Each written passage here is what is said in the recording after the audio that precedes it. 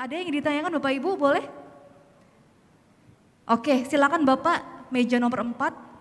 Bapak berbaju biru boleh, mohon izin perkenalkan namanya siapa, dari mana dan pertanyaannya apa Bapak? Nama saya Yoyo dari Java Lampung, Mbak. Java Compute Lampung. Mau nanya tadi kan ada sensor-sensor yang dipasang ya Pak di mesinnya untuk ngecek performance-nya atau untuk ngecek untuk preventive maintenance-nya gitu ya Pak. Kalau boleh tahu itu sensornya apa aja Pak yang dipasang Pak di mesin-mesin itu Pak? Oke, berarti kepada Pak Agung Pak Agung ya, Sedayu iya Pak atau Agung ya. siapa Pak Agung Sedayu atau kepada siapa boleh Bapak kalau mau menjawab? Karena mohon izin untuk sensor itu memang menjadi hak dan kewajiban dari tim Indosat. Kami sebagai user menyerahkan sepenuhnya kepada Indosat.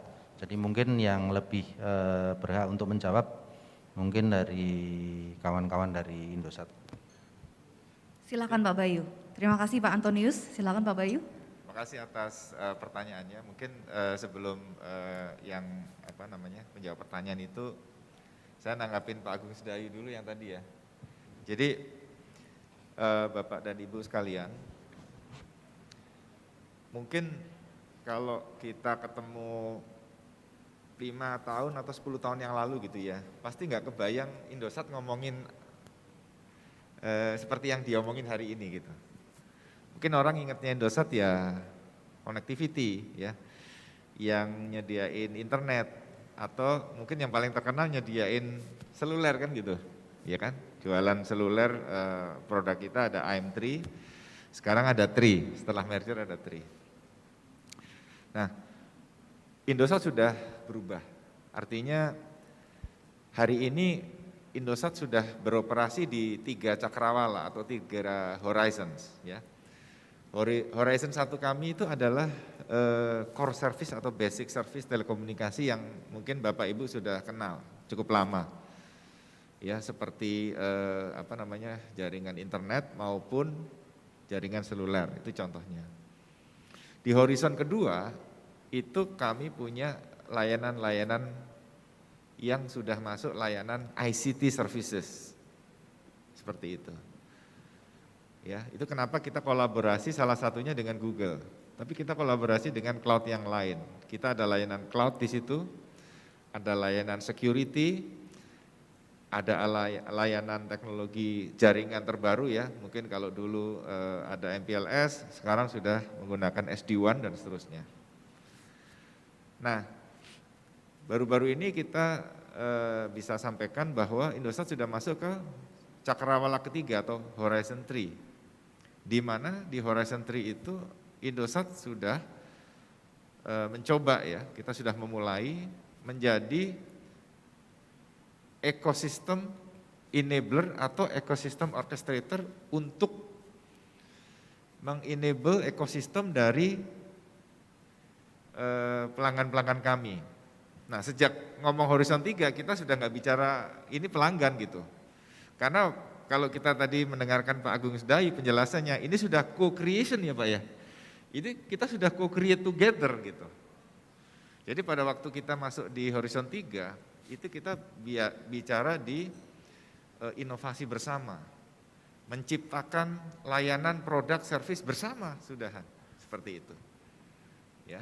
Dan kita akan dorong terus untuk mengembangkan ekosistem kita lebih besar dan nantinya kita bisa mengintegrasikan ekosistem itu. Ya. Dengan Inka kami sudah juga mulai menjajaki ya di luar yang tadi Pak Agus Dayu sudah sampaikan. Itu untuk menjajaki bagaimana juga Inka bisa melebarkan ekosistem suppliernya ya Pak ya untuk membantu UMKM. Jadi kami sendiri juga sedang mengembangkan platform ya sebagai komitmen dari Indosat untuk membantu UMKM di Indonesia untuk mengangkat UMKM tadi, untuk memberdayakan UMKM tadi sehingga siap secara digital. Tapi itu nanti kalau sudah jadi kita waktu launch Bapak Ibu nanti kita kasih tahu. Kita pasti undang, semuanya boleh join karena konsepnya inklusif, enggak eksklusif. Di situ nanti kita bisa co-create bareng-bareng kita bisa bertukar informasi maupun bertukar value. Jadi nanti itu tempat untuk B2B untuk exchange values. Ya, ini kira-kira rencana besarnya Indosat ya. Saya turun sedikit yang tadi Pak Agung Sedayu sampaikan ada 2 proyek ya. Kita coba upayakan Pak, kita sama-sama ya Pak ya. Karena hari ini kalau Bapak Ibu melihat Indosat, sebenarnya di belakang Indosat kami juga punya ekosistem supplier juga. Jadi hari ini pemegang saham Indosat ragamnya sudah banyak dan kita bisa menarik the best brain in the world. Ya, contohnya kami salah satunya menjadi partner dari Google dan mungkin partnership kami dengan Google berbeda dengan partnership Google dengan operator yang lain. Jadi di Indonesia ataupun di negara-negara lain, Google melakukan beberapa kerjasama yang disebut dengan Digital Transformation Program. Dan setiap negara Google hanya memilih 1 partner, nggak ada 2. Baik di India, di tempat lain itu biasanya hanya memilih 1 operator. Dan di Indonesia, Google bekerja samanya dengan Indosat. Seperti itu. Jadi Indosat punya full access ke knowledge-nya Alphabet as a group. Jadi tadi Pak Agung Sedayu nanya, kalau nanyanya ke Indosat doang Pak, saya nggak tahu Pak, saya nggak bisa jawab, saya belum punya pengalaman. Tapi teman saya banyak gitu loh. Jadi di belakang kami punya ekosistem, kita tinggal lihat. Oh ya kemarin malam kita ngobrol ya Pak ya, langsung dijawab sama expert kami Mbak Sito yang di IoT.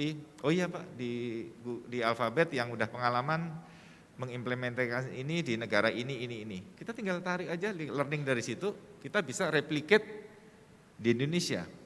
Tidak boleh copy and paste Pak, harus diingat, bukan copy and paste. Karena pasti situasi, kondisi, tantangannya berbeda. Apa yang mau dibikin pasti berbeda. Nah ini menariknya IoT. IoT itu bisa menciptakan keunggulan lokal. Bedanya sama yang mungkin kita lihat di digital yang sebelumnya yang modelnya winner takes all. Browser itu susah kita nyari kompetitornya Google. Tapi kalau IoT akan banyak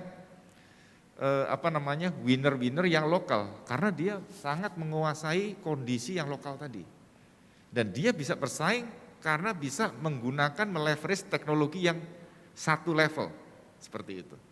Hari ini kita punya kedudukan atau punya akses kepada teknologi di level yang sama dengan seluruh negara di dunia. Nggak ada bedanya Bapak Ibu. Jadi hari ini kalau kita tidak bisa bersaing, berarti salahnya bukan karena kita nggak punya teknologi, tapi kita tidak tahu atau belum memanfaatkan teknologi secara maksimal, seperti itu. Ya, ini saya masuk ke global dulu ya Pak ya, baru nanti masuk ke detailnya. Nanti untuk menjawab secara spesifik, tentunya waktunya nggak cukup Pak. Nanti Bapak bisa ketemu sama expert kami Pak, nanti dijelaskan sensornya. Tapi poinnya adalah kita tahu konsep basic dari IoT adalah bagaimana sensing ya, apapun yang kita bisa rasakan ya. Jadi mungkin kalau saya pakai analogi, mungkin teman-teman udah pernah lihat film Avatar atau apa. Ya, sekarang kalau yang lagi hype ngomongin metaverse ya. Ya, tapi sebenarnya IoT ini juga the earlier version tuh. Karena sebenarnya yang diciptakan dengan implementasi IoT tadi adalah kita punya digital twins dari physical things. Saya ulangin ya, kita punya digital twins dari physical things. Jadi kalau mainannya Pak Agung Sedayu tadi yang lokomotif ya Pak ya, itu lokomotif fisiknya ada, gitu ya. Dan di di saat yang sama itu ada digital twins-nya. Kebayang ya? Jadi posisinya dia di mana, kondisinya seperti apa, pergerakannya kayak apa, gitu ya. Sampai kira-kira kalau ada masinisnya ya, bisa otonomus, bisa enggak, tapi rasanya kalau di Indonesia kayaknya masih perlu masinis ya Pak ya, ngeri juga ya Pak ya, takut juga ini, soalnya terlalu banyak uncertainty. Masinisnya lagi ngantuk atau enggak itu bisa dilihat kan gitu. Jadi kita hari ini kalau kita bicara IoT adalah kita menciptakan atau memiliki digital twins dari physical things. Things-nya apa aja Pak? Itu bisa dibikinin digital twins-nya dimonitor. Nah, sekarang ya nanti kalau udah masuk ke metaverse itu akan beyond lagi. Itu akan nanti bagaimana memadukan digital sama physical world. Itu nanti kita bicara di 5G kemudian 6G. Ya. Tidak akan lama lagi Bapak dan Ibu mungkin tidak perlu datang ke dokter. Siapa yang datang ke dokter? Ya digital twins-nya aja, avatarnya aja, metaverse-nya yang datang ke dokter. Dokter yang didatangi juga bukan orang, udah metaverse juga. Jadi nanti tiba-tiba Bapak batuk gitu ya, tiba-tiba obat udah datang. Gitu ya. Jadi nanti teknologi akan nyampe ke situ. Nah, tetapi yang akan menentukan keunggulan bukan teknologi tadi, karena teknologi akan menjadi akselerator atau enabler. Kuncinya tetap people, Pak. Jadi bagaimana kita mendaya gunakan teknologi, ya.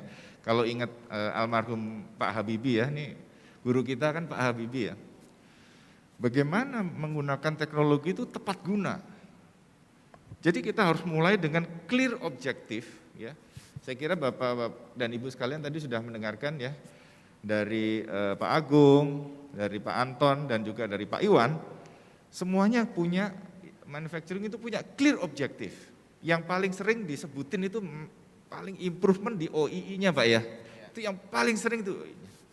At the end of the day, seperti yang Pak Taufik Bawasir tadi sampaikan, bagaimana bisa meningkatkan efisiensi atau menurunkan cost yang ujungnya meningkatkan profit. Karena hanya dengan peningkatan profit, kita bisa inovasi lagi, bisa menciptakan yang baru lagi. Once kita nggak profit, kita nggak akan punya sustainability. Jadi di ujung itu bukan teknologi Bapak Ibu. Karena teknologi itu hanya merubah how, bagaimana kita melakukannya. What-nya sama aja, hari ini kita perlu makan, 1000 tahun yang lalu orang juga perlu makan. Cuman kalau 1000 tahun yang lalu, atau 10.000 tahun yang lalu, orang masih hidup di gua, nyari-nyari makan, nyari-nyari kemana-mana. Sekarang makanannya datang, gitu ya. Cuman mencet-mencet apa? Mencet-mencet HP, makanannya datang. Kalau dulu kan mesti nyari-nyari. Jadi, itu yang menjadi inti dari pembicaraan kita hari ini, bagaimana kita bisa ya meningkatkan secara keseluruhan itu kualitas ya hidup atau kualitas kemanusiaan sebenarnya gitu ya. Jadi beyond yang kita omongin hari ini adalah ujungnya itu. Tentunya di konteks kita hari ini kita fokus di manufacturing yang tentunya tadi bapak-bapak expert kita ini sudah menyampaikan pengalamannya gitu ya. Dan kerjasama yang Indosat sudah lakukan, mungkin di beberapa hal sudah berjalan, tapi saya yakin masih banyak area yang bisa dikerjasamakan. Karena ya ini saya belajar inovasi di tempat yang mungkin paling inovatif di dunia, di MIT. Ternyata the best innovation itu seringnya itu tidak diciptakan di vakum atau sendirian. Tapi biasanya kalau ada kolaborasi yang biasanya di-trigger dari customer problem. Kalau itu kita bisa manfaatkan the problem, itu kita bisa convert problem menjadi opportunity dengan kolaborasi tadi. Tadi Pak Agung Sedayu sudah menyampaikan, ini kalau Inka dipikir-pikir mau ngembangin lama lagi Pak, masih nyari orang, rekrut lagi. Begitu kolaborasi tinggal tengok-tengok siapa ini yang bisa diajak kan gitu. Begitu itu ketemu sebentar sepakat jadi gitu. Jadi kita ketemu baru berapa bulan yang lalu ya Pak ya. Habis itu langsung udah ngegaspol gitu. Wah ini kayaknya bagus nih, gitu kan ya. Jadi mungkin itu Pak bisa mungkin memberikan jawaban yang lebih lebih luas. Nah nanti untuk yang spesifik, monggo Pak nanti kita bisa untuk kalau yang pengen menggali lebih dalam, teman-teman dari Indosat bisa diajak atau diundang untuk joint planning session Pak, deep dive gitu ya, kita bisa ngelihat apa sih yang kita bisa lakukan untuk membantu ya, membangun dan memperkuat ekosistem bisnis Bapak dan Ibu sekalian. Mungkin itu, mudah-mudahan bisa memberikan gambaran. Terima kasih. Terima kasih Pak Bayu. Ya, makasih Pak. Terima kasih Bapak. Pak Bayu boleh tepuk tangannya dulu dong Bapak Ibu, luar biasa penjelasan dari Pak Bayu tadi. Ada yang mau Mungkin bisa saya ditambahkan? tambahin sedikit Silakan ya. Pak Iwan. Kebetulan sama-sama pelaku industri. Yes. Jadi gini, kalau pertanyaannya sensor apa sih yang perlu dipasang? Jadi gini, ukuran ujungnya itu adalah effectiveness 100%. Nah, untuk bisa kita mencapai effectiveness 100%, artinya availability atau ketersediaan, mau itu material, mau itu ketersediaan mesin, itu juga 100. Performance 100% juga, artinya performan orang, performan mesin, itu juga harus 100, ya kan? Terus bicara quality-nya juga harus 100. Nah, komponen-komponen tadi itu tersebar di dalam banyak sektor-sektor atau domain-domain terpisah di dalam industri. Nah, kalau misalkan balik pertanyaannya, sensor apa yang saya mesti pasang? Contohnya kalau kita bicara quality itu tidak ada sensornya. Quality itu harus digali dari ERP sistemnya kita. Tapi kalau misalkan kita mau ukur temperatur suhunya supaya kalau dia running 100% performance, itu kita pasangin sensor suhu. Tapi kalau kita mau ukur speednya, bahwa speednya harus 100%, artinya di performance-nya dia kita ukur. Nah, informasi-informasi tadi harus kita convergen menjadi satu visual data yang bisa kita baca sehingga kita bisa mengukur level efektif kita di level berapa persen. Nah, itu yang sebenarnya harusnya diperlukan. Sehingga gap untuk opportunity to be improved itu bisa kita dengan tepat kita cari.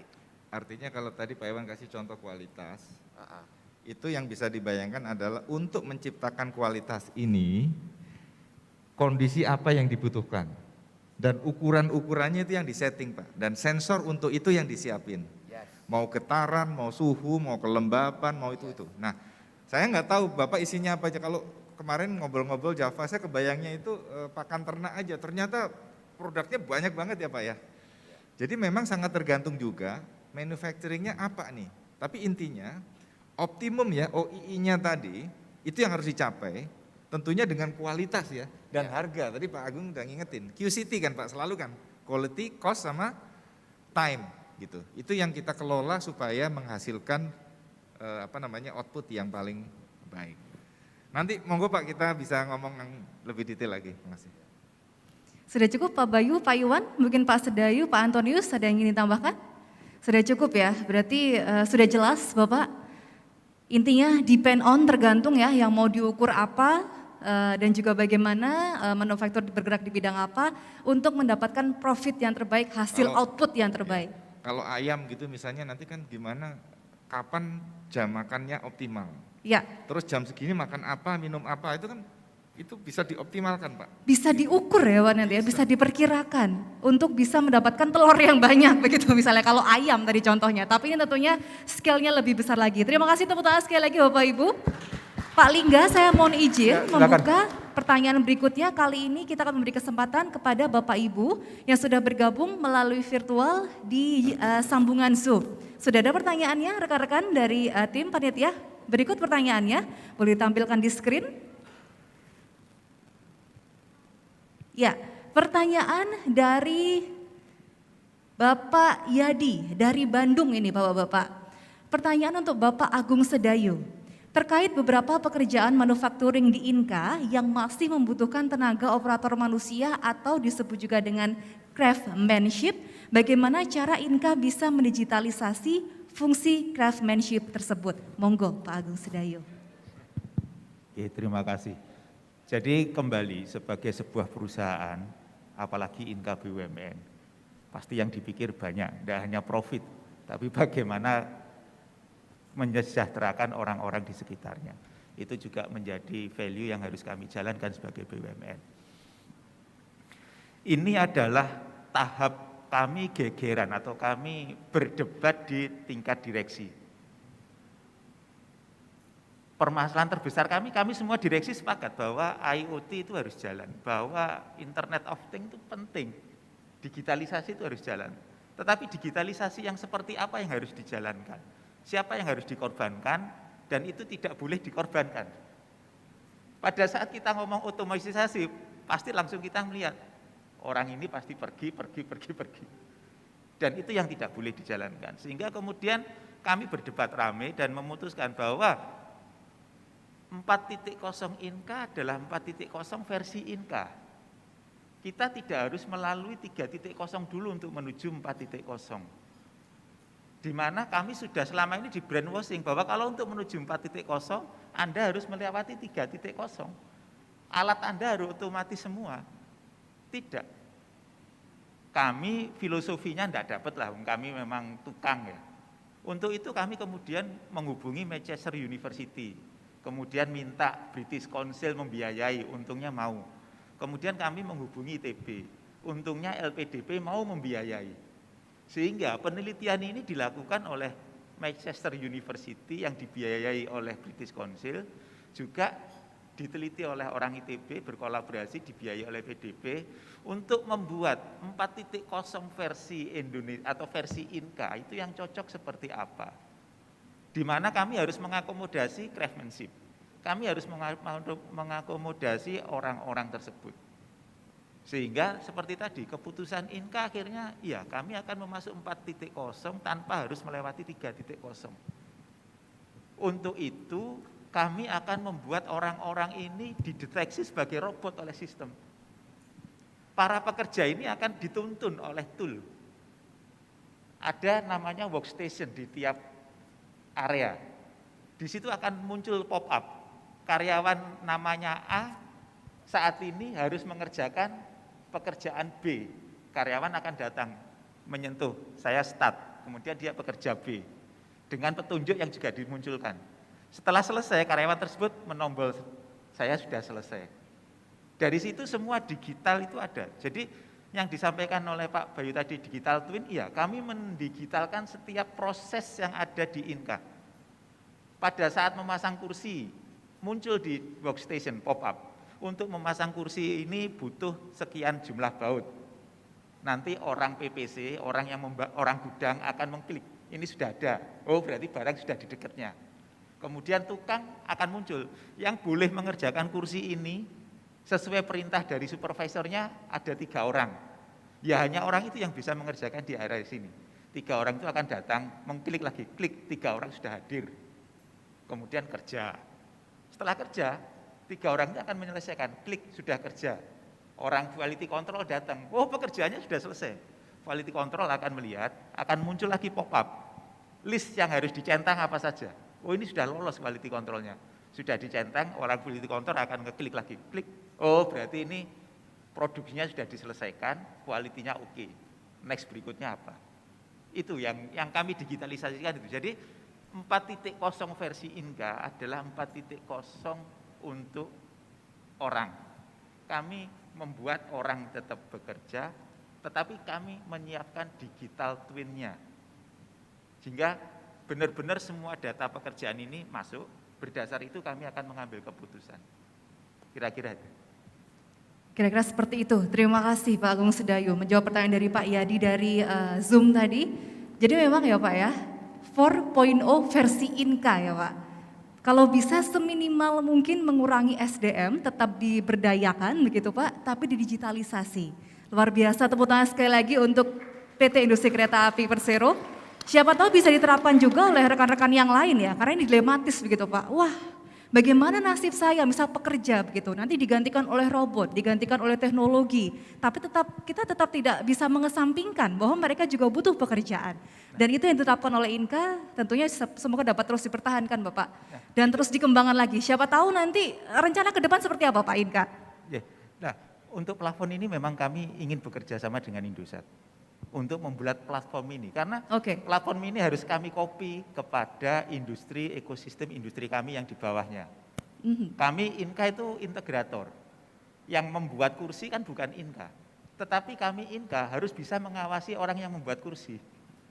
Untuk itu kami berharap platform ini akan diciptakan oleh Indosat dan Inka dengan pengalamannya, kemudian platform ini akan kami tanam di UMKM yang akan mensupport Inka. Sehingga kami Inka bisa melihat proses kualitinya seperti apa, delivery-nya seperti apa, cost-nya ya bisa dinegokan berdasar itu. Oke, berarti kembali seperti yang dikatakan Pak Bayu tadi ya Pak, kuncinya juga kolaborasi atau collaboration untuk menciptakan sesuatu yang berkualitas bagus. Ada yang tambahkan Pak Bayu? Jadi tadi yang barusan Pak Agung ceritakan, itu udah beyond productivity di pabriknya ya Pak ya. Udah extended, sudah masuk ke end-to-end ekosistemnya Inka sebenarnya. Nah kalau sudah seperti itu, memang sama Pak, jadi insya Allah Indosat bisa berperan banyak gitu kan ya. Dan Indosat waktu memberikan solusi, itu bukan solusi Indosat aja, tapi solusi ekosistem partnernya Indosat gitu. Kita bisa bring in gitu ya. Kita punya akses ke banyak partners ya, tentunya selected partners yang bisa memberikan solusi tadi gitu.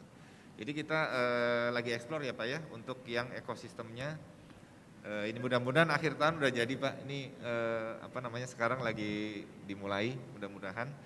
Dan dengan itu tentunya kita bisa memberdayakan lebih banyak lagi UMKM ya Pak ya.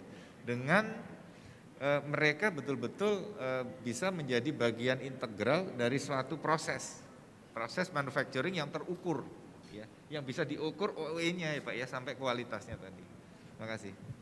Terima kasih Pak Bayu. Dan tadi kalau sempat spoiler di awal ya Pak, sebelum akhirnya hari ini mau tanda tangan PKS, berapa bulan Pak itu waktu berbincang santai ya Pak Lingga ya? Berapa bulan Pak Bayu? Itu bulan apa itu? Oktober apa ya? November ya? November tahun kemarin.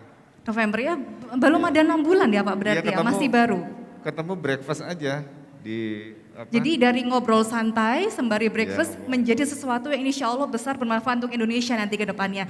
Siapa tahu Pak Bayu setelah ini akan ada PKS berikutnya dengan bapak-bapak yang lain di sini ataupun yang bergabung di Zoom ataupun dimanapun berada, tentunya untuk lebih memajukan lagi industri manufaktur di Indonesia. Pak Lingga, saya mohon izin dan juga bapak-bapak lagi, kita buka pertanyaan berikutnya boleh? Kita akan membuka pertanyaan yang dari Bapak Ibu yang hadir secara langsung. Oke, sudah langsung, nggak sabar Pak, pengen sharing-sharing. Ini namanya kesempatan yang luar biasa, harus dimanfaatkan. Boleh berkenalan Bapak dan pertanyaannya apa? Silakan. Oke, terima kasih Bapak-Bapak semua. Nama saya Dasmon Pangaribuan dari Pexel. Jadi kalau Pexel itu sendiri sebenarnya sebuah perusahaan teknologi yang memang melayani logistik ya dengan same day service.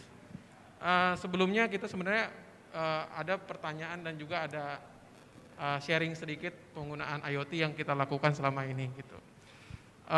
Yang pertama terkait quality Pak. Jadi dulu challenging-nya memang kirim-kirim makanan yang memang frozen ataupun yang ringkih itu selalu rusak gitu ya. Tapi dengan pemanfaatan IoT untuk tracking humidity, suhunya, terus juga beberapa sensor yang kita lakukan, itu berdampak juga penurunan klaim dari customer. Jadi ada sisi quality, jadi sekarang kiriman parcel itu lebih banyak dari daerah masuk ke Jakarta Pak, daripada Jakarta ke daerah. Jadi kiriman kita banyak dari Surabaya, dari Malang gitu ya. Karena makanan-makanan asli dari Surabaya tidak hanya lagi dijual di Surabaya, tapi sudah bisa lompat ke Jabodetabek. Jadi yang kita rasain memang adanya peningkatan quality yang memang nanti itu berimpact kepada revenue dari si sellernya gitu. Jadi nggak hanya di situ. Dan salah satu challenging sebenarnya yang kita mau tanyakan di sini sebenarnya karena kita same day service, kita juga cita-cita Paxel ini bisa kirim dari Papua ke Jakarta itu dengan same day service, bahkan ya next day same day service. Peran teknologi ini penting banget untuk di kita di IoT-nya ya, karena bagaimana kita bisa tahu bottleneck-nya, bagaimana kita bisa improve speed-nya.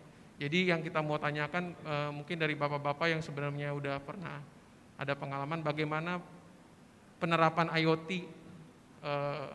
ataupun teknologi yang bisa membantu di proses logistiknya, sehingga proses kecepatan itu bisa dilakukan. Karena mustahil kalau misalkan kita tanpa teknologi untuk melakukan same day service seluruh kota di Indonesia tanpa teknologi itu sulit.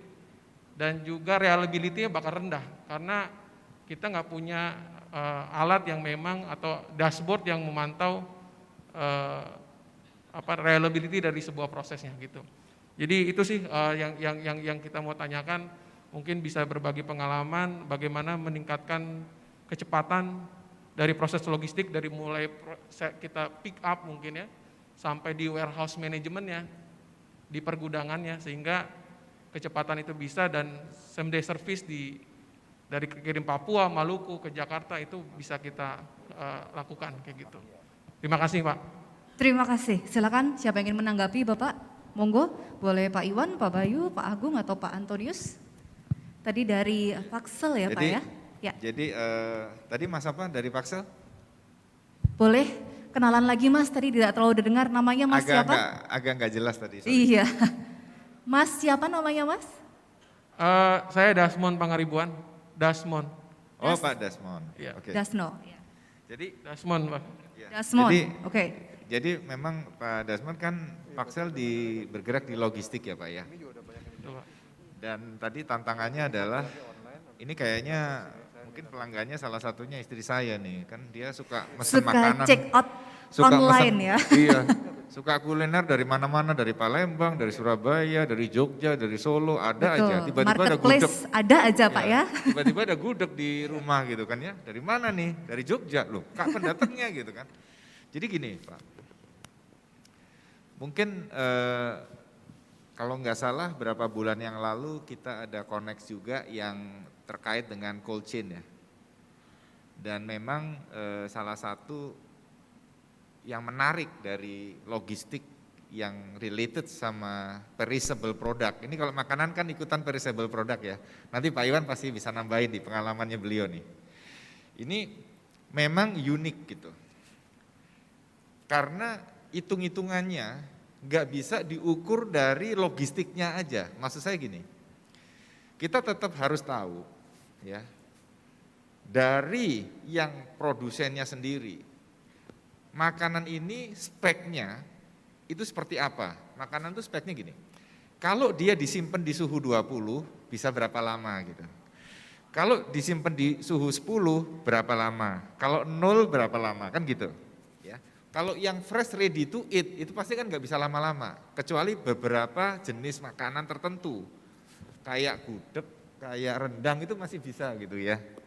Cuman dipanasin kan gitu ya. Nah, kalau itu ya spesifikasi makanan itu sudah ketahuan, baru bisa dihitung. Ya, harusnya dia seperti apa deliverynya, berapa lama dia itu. Jadi kalau ada pembeli yang mau beli ngeklik gitu ya misalnya, klik saya mau beli gudeg dari sini ini, direspon, by the way gudeg ini kalau yang fresh ya itu umurnya cuma sekian jam, tempat Anda bisa dicapai dalam waktu misalnya 12 jam, sedangkan gudeg limitnya 6 jam, jadi ini udah nggak enak loh. Kalau dia maksa ya nggak apa-apa, tapi kita udah kasih tahu kalau itu nggak enak gitu. Tapi sebaliknya kalau itu masih within, kita bisa deliver.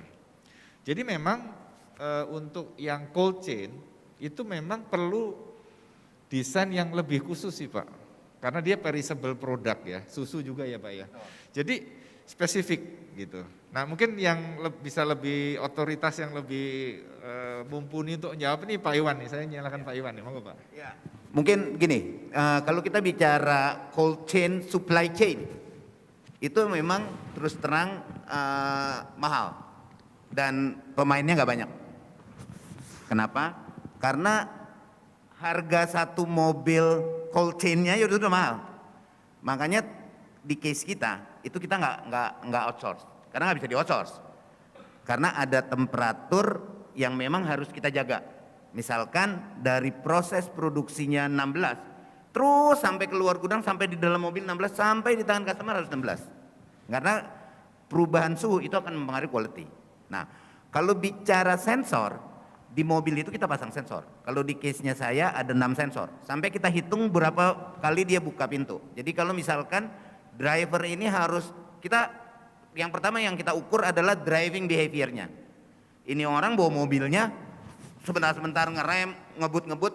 Selain kita hitung driving behavior-nya buat quality, kita juga ukur maintenance kendaraannya. Ini kalau banyak injak rem, akhirnya ganti bannya lebih sering, ganti kampas remnya lebih sering. Jadi banyak ekses informasi yang sebenarnya kita bisa ambil juga. Nah, terus kita ukur juga bahan bakarnya, kita tarik datanya. Kita tarik juga ukuran suhunya. Jangan-jangan ini driver karena cuman mau ngirit bensin, sorry ya saya bilang, kadang-kadang mau nilep uang bensin, suhunya diturunin. Hancur itu barang, dia cuma dapat 100-200 ribu, barang satu truk rusak semua. Nah, kita hitung juga buka tutup pintunya. Kenapa kita hitung? Karena kalau misalkan mereka harus melakukan 10 drop point, berapa kali dia buka pintu? Jangan-jangan buka pintunya 30 kali gitu loh, atau 15 kali gitu loh. Nah, ini adalah bagian-bagian dari sisinya teknologi. Tapi banyak juga dari sisi lain yang kita harus ambil. Jadi yang namanya, makanya tadi saya bilang, convergent antara IT dan OT ini udah benar-benar udah nggak bisa Pak, karena mereka juga berjalan di transport network yang sama gitu loh. Nah, kalau proses logistiknya sendiri, apakah itu diatur berdasarkan TMS atau apa, itu udah ceritanya beda. Tapi kalau saya fokus tadi ke IoT-nya ya. Dan nanti kalau sudah di capture tadi sensornya, ini belum selesai ceritanya kan Pak ya? Kan mesti belajar lagi. Jadi masuklah AI-nya kan, machine learning-nya mulai jalan. Nah, memang biasanya diimplementasi tadi itu butuh iterasi. Gak mungkin first time itu right. Iya. Tapi over time itu harus ada improvement. Jadi itu nanti kelihatannya di situ. Nah, itu setiap cycle, setiap improvement itu fungsi dari AI sama machine learning. Iya. Jadi memang nanti yang kita bikin ini seolah-olah mengikuti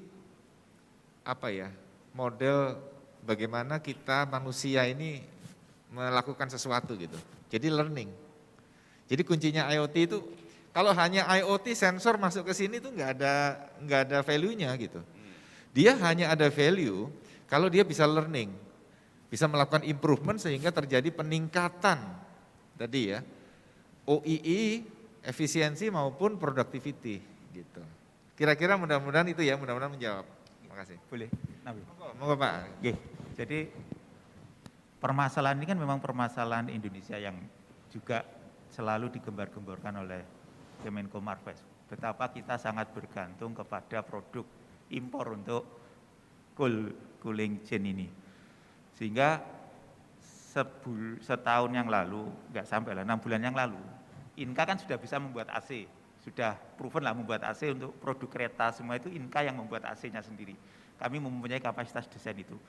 Dan itu didengar oleh Kemenko Marves, kemudian Kemenko Marves meminta Inka untuk bisa menjaga kelangsungan ekspor ikan tuna, baik di Tual, di Indonesia Timur maupun di Indonesia Selatan, agar Inka itu bisa menjaga sustainability, kemampuan keberlangsungan ekspor ikan ini. Sehingga Inka kemudian diminta untuk membuat river container. Pertama, pemahaman Inka memang river container yang jadi masalah. Tetapi setelah Inka berstudi ke Pacitan, ke Tual sendiri, masalah itu muncul sejak panen. sejak memancing ikan itu sudah muncul permasalahannya. Ini cuma analogi, mungkin nanti Bapak kalau di dapur munculnya di mana. Tetapi kalau di ikan, bisnis ikan, permasalahan itu muncul sejak memancing ikan. Memancing ikan keluar, ikan tuna yang paling segar bagus, 1 kilonya 180. Tetapi kalau ini tidak dijaga suhunya, tidak dipegang dengan baik pengelolaannya, sering pindah-pindah moda, ini di darat akan turun jadi sekitar 30.000. Yang nilainya tetap 160 itu paling hanya 10%. Sehingga Inka kemudian diminta menyelesaikan masalah ini. Masalah ini kemudian kami membuat cooling kecil, freezer kecil-kecil yang mungkin kapasitasnya 1 tonan agar bisa ditaruh di kapal nelayan. Di Indonesia itu ada 2 tipe nelayan, nelayan kapal besar atau kapal kecil yang hanya cukup panen 3 ton dalam 14 hari dia berlayar. 14 hari pergi, dia mancing 2 hari, 14 hari pulang. Sekitar 200 meter di Samudra Selatan. Kalau kita freezernya tadi berbahan bakar solar, seberapa banyak solar yang harus dihabiskan. Tetapi selama ini mereka membawa balok ikan, sama saja balok ikan ini akan menghabiskan solar untuk berjalan. Sehingga kemudian Inka membuat solar cell, angin, baterai, kemudian ada lagi pendingin yang di dalam, yang nanti akan melepas energinya pelan-pelan untuk menghemat solar. Nah, ini yang paling penting bagi Inka adalah menjaga suhu di sana. Untuk itu kami butuh lagi Indosat saat ini. Tanggal 16 minggu depan, kami sudah akan memasang sebuah freezer di kapal Pelni, di mana Inka sudah selesai dan Indosat sudah selesai dari sisi sensoring semua kondisi di titik-titik di dalam kontainer tersebut. Tiap 30 cm akan ada sensor suhu, sehingga kelihatan di sisi mana suhu masih rendah, di sisi mana suhu tinggi, konsumsi listrik, macam-macam, dan posisinya. Tetapi PR berikutnya yang sedang kami bicarakan dengan Indosat adalah harus ada RFID di kontainer tersebut. Sehingga setiap customer itu tahu, oh di dalam kontainer ini ada 100 customer yang harus turun di pelabuhan mana, yang harus turun di pelabuhan mana.